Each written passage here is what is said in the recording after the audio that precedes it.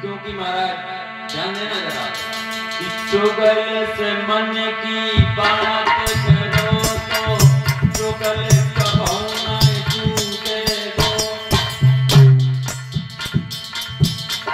अंधे पे भेजिया कर गइयो, दोनों की प्यारा छूटेगो।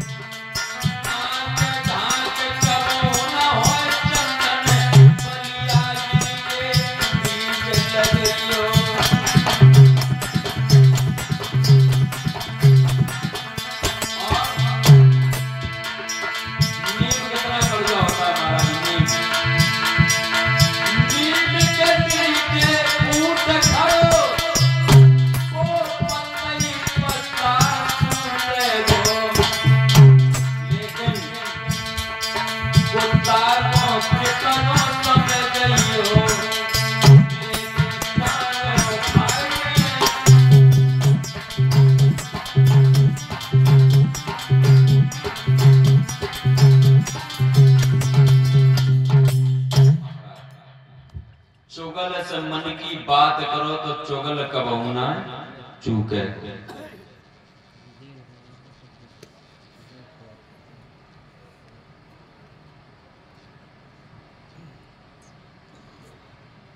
और भैया हमारे विपिन सिंह जो इसी ग्राम के चौचा के रहने वाले हैं, भैया की तरफ से 51 पुष्पमुद्राएं आई हैं। भगवान परिवार सुखी संपन्न बना रहे। महाराज चुगल से अपने मन की बात कहो। जो चुगला आदमी हुए उससे अपनी मन की बात ये कहो कि देख भैया तू मेरा अपना है, हम तुझे सही सही बता रहे हैं, तू किसी से बताना नहीं। तो वो कहूँ चूके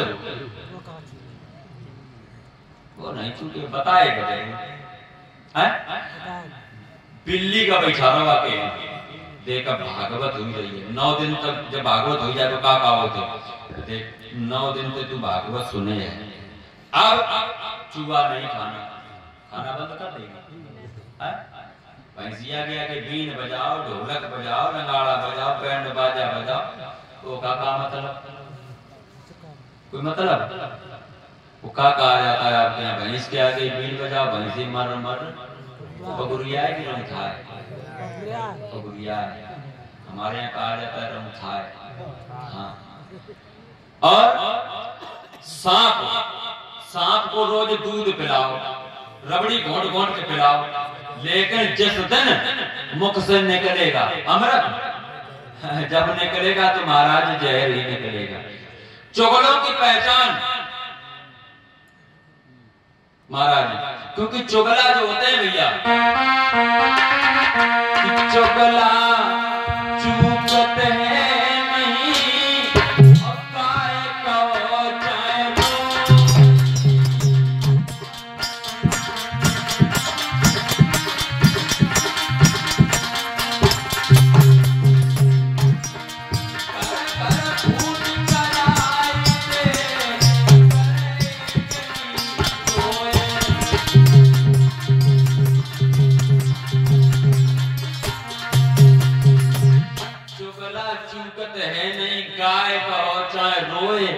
घर घर फूट कराए दे करे एक की। महाराज अगर चुगला ना होते तो जो कथा सुना रहे महाभारत की या ना होते, और चुगला ना होते तो आला उदल महुबे से निकल के जाते हैं। लेकिन महाराज एक चीज और देखो, दोनों चुगला और दोनों ही साले साले। विपिन भैया सालों से सावधान रहना। पवन माफ करें, हम किसी की बुराई नहीं माफ, क्योंकि हम किसी के साले हैं तो कोई हमारा भी साला है। साले को कभी एक दिन से ज्यादा अपने घर में नहीं रुकने देना। अब ऐसा ना करे पवन तुम चले जाओ सवेरे, क्योंकि हमने पढ़ के देख लिया और हर युग में यही घोटाला है नाक में दम पहनो इनके सालों ने गजब कर डाला। धृतराष्ट्र का साला शकुनी था, दयो महाभारत मन रचवाई, और परमार के साले मायरते आला उदल दे निकलवाई। साले को साला मत समझो, जय समझो गरम मसाला है, और है नाक में दम पहनो इनके सालों ने गजब मारा है। सब्जी में जैसे गरम मसाला होता है ऐसे काम करते ये सालों। सावधान रहना सभी लोग साले साले। हाँ आइए महाराज, अश्वत्थामा ने उत्तरा के गर्भ में जो बालक पड़ रहा था ब्रह्मास्त्र चला दिया। बोले अभी एक और है जो पांडवों के वंश को आगे बढ़ाएगा। द्रौपदी के कहने पर अर्जुन ने हमने उनके पुत्रों पांचों पुत्रों के सिरों को काटा तो द्रौपदी ने एक बार तो माफ कर दिया, और यदि वो उत्तरा का पुत्र पैदा हो गया और पैदा होने के बाद में मारा, और यदि अर्जुन को मालूम पड़ गया तो मेरा सर अलग कर दिया जाएगा। ऐसो करो कि वो का गर्भ है मैं मार दे, गर्भ है। ब्रह्मास्त्र चला दिया महाराज, और जब ब्रह्मास्त्र चला दिया तो वो गर्भ अंदर ही अंदर जलने लगा। और देखा होगा महाराज, जब माताओं का गर्भ जब अंदर जलने लगता है, शुद्ध भाषा में कहते हैं कि खराब होता है, तो माताओं को बहुत पीड़ा होती है। वैसे ही मैया उत्तरा की पीड़ा होने लगी, और जब पीड़ा होने लगी तो बात वही कि जब पीड़ा हुई तो किसको याद किया? कन्हैया। हाथ जोड़ करके रो रो करके उत्तरा बोली है, मामा मामा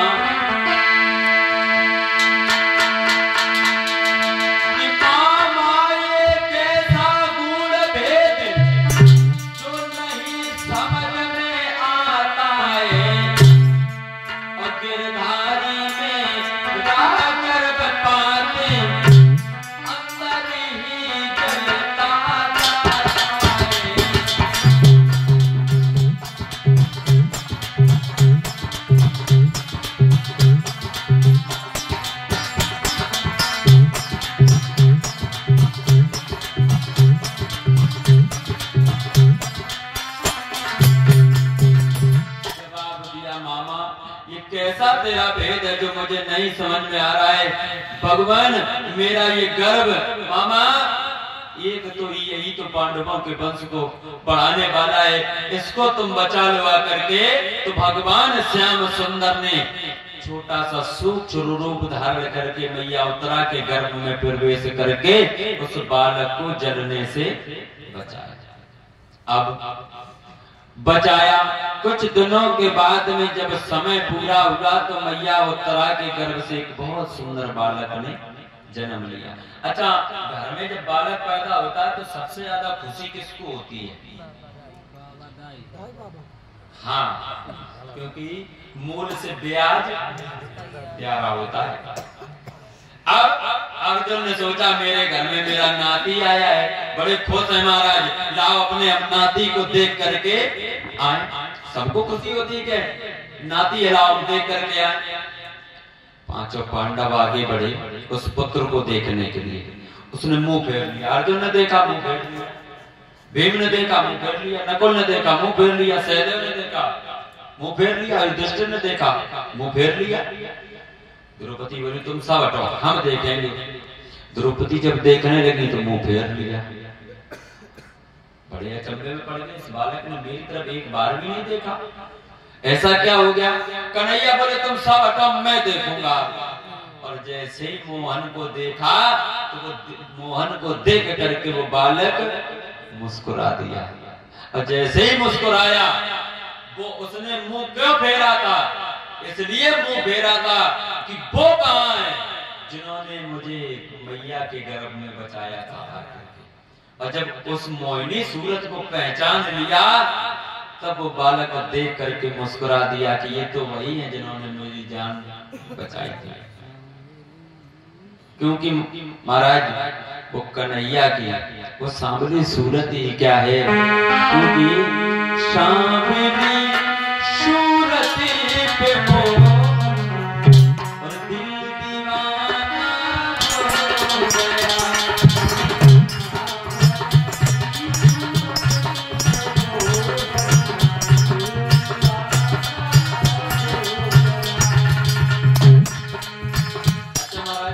आपका कभी दिल जमाना हुआ है? मन के मोहन पर नहीं, किसी भी धार्मिक क्षेत्र में हुआ है?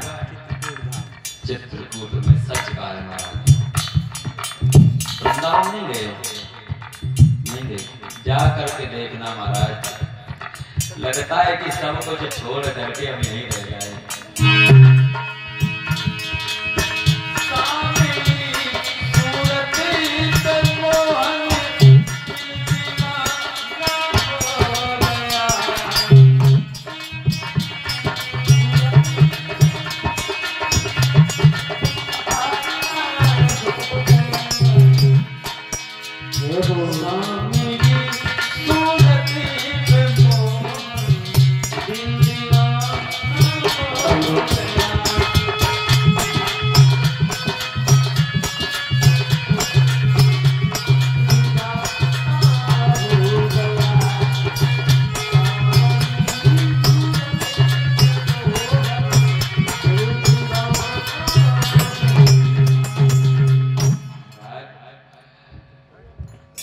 सर्दी तो नहीं लग रही है? लग रही है ना? आप लोग चाहे तो बहुत जल्दी जल्दी बढ़ा दें, आप लोग चाहे तो चले जाए। महाराज आप बताओ। ठीक है, जैसे आपकी मर्जी। हमारी मर्जी नहीं है, आपकी मर्जी नहीं है तो हम तो चिल्लाने के लिए आए हैं। नहीं बात, आपको कष्ट नहीं होना चाहिए। हाँ आओ थोड़ा जल्दी करिए। अब खैर आज हम पहले दिन आए हैं तो वो धीरे धीरे बालक सयाना हो गया, बड़ा हो गया। शादी हुई है जिसके साथ में राजा बासु की लड़की थी जिसका नाम था नबंद, जो ये बैठे तुम्हारा बियाह हुईगा। अब आइए आगे। एक दिन भगवान ने कन्हैया बड़े उदास बैठे। अर्जुन ने पूछा क्यों श्याम सुंदर, तुम्हारी तो पल पल में हंसने और मुस्कुराने की आदत थी, लेकिन आज तुम उदास बैठे हो, क्यों क्यों उदास बैठे हो? भगवान कन्हैया ने जवाब दिया, सुनो अर्जुन, आगे आने वाले समय को देख करके हम बड़े उदास बैठे हैं। द्वापर का चौथा चरण था, कलयुग आने वाला था। कलयुग की उम्र कितनी है? 4,32,000 साल की। तो कितने दिन आए हुए हैं? 2025 नहीं महाराज जाता है। आपकी गणित में वही, हम तो 2025 है। अच्छा हमारे हिसाब से 5,254। इतना नहीं हो सकता हमारे में, बहुत पास कई समय बता दिया आपने। हाँ हमारे हिसाब से 5,254 वर्ष। अलग अलग कवि हैं, अलग अलग मत हैं। 5,000 तक हम लोगों को भी जानकारी थी कि 5,000 से। हाँ 5,254 वर्ष। अब थोड़ा बहुत इधर उधर भी हो सकता है, 2-4 साल तो मान लो अलग कभी तुम कह रहे हो जैसे महाराज जी कह रहे हैं कि 2000 कुछ, हम कह रहे हैं 5000, आप कह रहे हो 5000, हम कह रहे हो 5254, तो अलग अलग कभी हैं, अलग अलग अपना मत लगाते हैं। अब जो भी आपको ठीक लगे, जो हमारा है, जो भागवत जी के अनुसार है, वो आपको बता रहे हैं। आइए महाराज उदास बैठे हैं तो पूछा प्रभु क्यों उदास हो? बोले आगे आने वाले समय को देख करके हम बहुत उदास हैं। बोले आगे आगे कैसा समय आ रहा है? बोले आगे बहुत बुरा समय आ रहा है। बुरा मतलब बुरा कैसा? बोले बुरा ऐसा कि आगे ये द्वापर तो जा रहा है, आगे आ रहा है कल युग, और उस कलयुग में, बोले कलयुग में क्या होगा बुरा? बोले बुरा ये होगा कि शिष्य अपने गुरु का सम्मान नहीं करेगा, पुत्र अपने माता पिता का सम्मान नहीं करेगा, भक्ति तो सभी के अंदर होगी लेकिन वैराग्य ज्ञान नहीं होगा। भक्ति सभी के अंदर है महाराज, आप लोगों के अंदर भक्ति है और मेरे भी अंदर है, लेकिन हम अपने का ज्ञान नहीं है कि हम क्यों आए हैं, क्या करना है, कैसे रहना है। सबके ही अंदर है महाराज जी, और क्या नहीं रहेगा। अब तुम्हें क्या बताएं अर्जुन कि कैसा समय, धर्म नहीं रहेगा धर्म। बोले प्रभु तो फिर अब क्या किया जाए? बोले अब आपकी मर्जी, लेकिन अब हम जा रहे हैं। भगवान कन्हैया तो चले गए, एक बहेलिया के हाथों से भगवान की मौत हुई है। अब अर्जुन ने भी सोचा कि अब जब प्रभु तुम चले गए तो हम भी इस हस्तिनापुर में नहीं रहेंगे, जब इतना बुरा समय आ रहा है और इतने बुरे समय में हम नहीं रहेंगे। तो उन्होंने राजा परीक्षित को हस्तिनापुर का राजा बनाने के बाद पांचों पांडव और द्रौपदी सहित चले कहां पर? हिमालय पर्वत पर गलने के लिए। अब जब गलने के लिए चले हैं तो सबसे पहले हिमालय पर्वत पर ये पांचों पांडव, द्रौपदी और इनके साथ में एक श्वान गया था। श्वान मतलब ग्राम सिंह, कुत्ता। कवियों ने तो यहां तक लिखा है कि वो कुत्ता जो था वो यमराज के रूप में था, और इसका लिखित प्रमाण है, तो देखना हो अभी दिखा दे। हाँ, इसका लिखित प्रमाण है कि जो कुत्ता जो था वो एक यमराज के रूप में था। अब चाहे ये किताब ही मेरे पास गलत हो, हाँ नहीं जो है सो वो बता रहे हैं। तो महाराज सबसे पहले द्रौपदी, बर्फ में उनको चलना बड़ा मुश्किल हुआ, तो सबसे पहले द्रौपदी गिर गई। द्रौपदी, और जैसे ही गिरी वैसे ही मर गई। तो क्या ये पांचों पांडव जो थे ये सशरीर स्वर्ग गए थे? नहीं, एक गए थे। कौन? धर्मराज युधिष्ठिर, ये सशरीर गए थे, और बाकी गए तो थे लेकिन मर करके गए थे। कैसे गए थे? सबसे पहले जब द्रौपदी गिरी तो द्रौपदी पहले क्यों मर गई? इसको बहुत बड़ा घमंड था, क्या कि मेरे 5 पति, इसको अपने 5 पतियों पर घमंड था महाराज। उसके बाद में सहदेव गिरे, सहदेव, और जब सहदेव गिरे तो सहदेव क्यों गिरे? तो जैसे ही गिरे तो वो मर गई। लेकिन सहदेव को क्यों मरे महाराज? सहदेव को अपनी विद्वानता पर बहुत बड़ा घमंड था कि हमारे जैसा विद्वान कोई है ही नहीं। और घमंड का महाराज पतन करने वाला कौन? ऊपर वाला। इसके बाद नकुल गिरे। नकुल को काय का घमंड था? बोले हमारे जितना कोई सुंदर है ही नहीं, इनको अपनी सुंदरता का घमंड था। अर्जुन गिरे। अर्जुन क्यों गिरे? अर्जुन को अपनी धनुर्विद्या पर बहुत बड़ा घमंड था। ओके, बाद में कौन गिरे? भीम। भीम को काय का घमंड था? हमारे जैसा बलवान कोई दुनिया में ये नहीं है। लेकिन महाराज ऊंट क्या कहता है? हम सबसे ऊंचे या सबसे बड़े हैं, लेकिन जिस दिन पहाड़ के नीचे खड़ा होता है क्या कहता है कि हमसे भी बड़ा कोई है।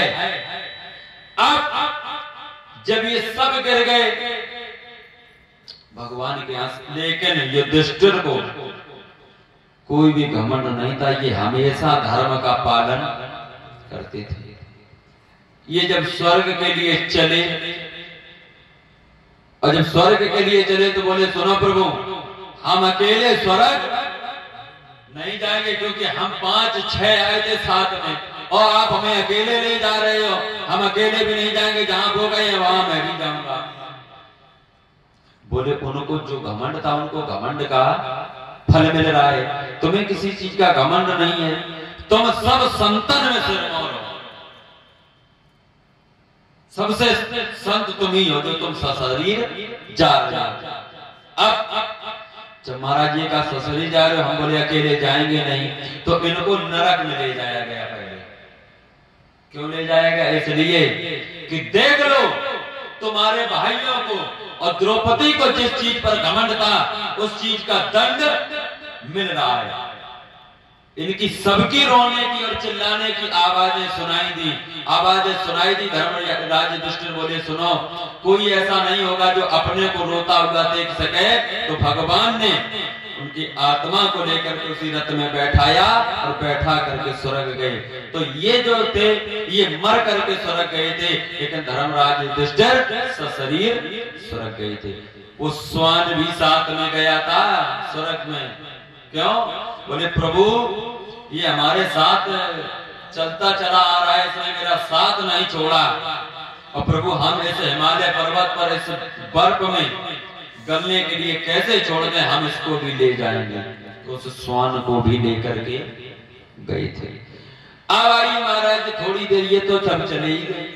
अब इधर हस्तिनापुर की ओर महाराज परीक्षित एक दिन घोड़ा पर सवार होकर के शिकार खेलने के लिए चले। घनघोर जंगल था महाराज, चलते चले गए। तो इन्होंने क्या देखा है कि एक गाय आ रही है, रोती हुई गाय, और उसके पीछे एक पैर पर भागता हुआ बैल आ रहा है, और उसके पीछे एक राक्षस आ रहा है हाथ में हंटर लिए हुए, दोनों को मारता हुआ। सबसे पहले परीक्षित महाराज खड़े हो गए, बोले मेरे राज्य में शेर और बकरी एक ही घाट पर पानी पीते हैं, फिर ये अन्याय कैसा हो रहा है? आवाज लगाइए तीनों के, खड़े हो जा। खड़े हो गए।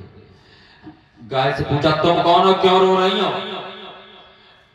वो गाय जो थी वो पृथ्वी मैया थी, गाय के रूप में। हाथ जोड़ के बोली सुनो महाराज क्या बताएं हमें, अब हम यहां नहीं रहेंगे, इसलिए नहीं रहेंगे क्योंकि ये पीछे जो राक्षस आ रहा है, अब इसका ही राज्य चलेगा। मेरे सीने पर ना जाने लोग कितने कितने बुरे कर्म करेंगे, मैं कैसे रहूंगी इस बताओ। महाराज कोई भी अपने आंखों के सामने किसी को मारता होगा या किसी को दंड देता होगा, ताड़ना प्रताड़ना देता होगा, कोई देख सकता है। राक्षस प्रकृति का हो तो ही भले देख सकता है, यदि देवता प्रकृति का है तो नहीं देख सकता। महाराज आगे बोले तुम आगे हो। पूछा बैल से तुम कौन हो? बोले सुनो प्रभु मैं धर्म रूपी बैल हूं, धर्म रूपी। तुम्हारे एक पैर 3 कहां गए?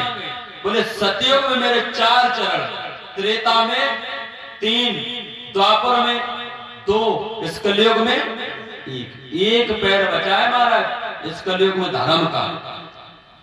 तभी तो देखा होगा कि जब रामलीला होती है, जब तक नाच होता है, अरे बहुत बढ़िया रामलीला, 1 नंबर। समझे वाले बहुत चाप के रामलीला करवावत है, और जैसे नाच बंद राजा जनक मंच पे आए बोले सब बेकार है। तो ये क्या है? एक पैर पर धर्म रुका हुआ। एक पैर कौन? 100 में से 10 आदमी राजा जनक के दरबार को देखते होंगे, तो एक पैर, यही एक पैर है महाराज।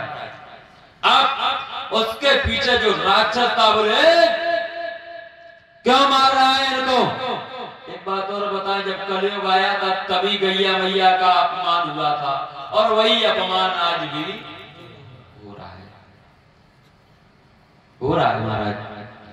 आपके इधर तो गाय कम है, हमारे इधर चलो गाय बहुत गाय। क्यों? 5,000 रुपए की 6,000 रुपए की गाय मिलती है। जब तक दूध दिया तब तक दिया, नहीं दिया तो मारो 2 लाठी जाओ। और वैसे अम्मा पापा का कर दे तो कितना अच्छा लगा। क्या गाय मां नहीं है? उसका दूध पी करके जब तुम बलवान हो रहे हो तो माँ ने भी तो अपने सीने से दूध पिलाया है तुमको। अम्मा पापा बूढ़े हो जा ढील के फेंक दे, जाओ चलो जाके तुम उनको क्यों नहीं भेज देते? उनसे लालच है ना, काय का खेती जो बप्पे के नाम है, अम्मा के नाम है, और भैया ते कौन लालच है? काय महाराज है कुछ लालच? बिना मतलब के तो दुनिया में कोई किसी का प्यारा नहीं होता है, क्योंकि मतलब के बिना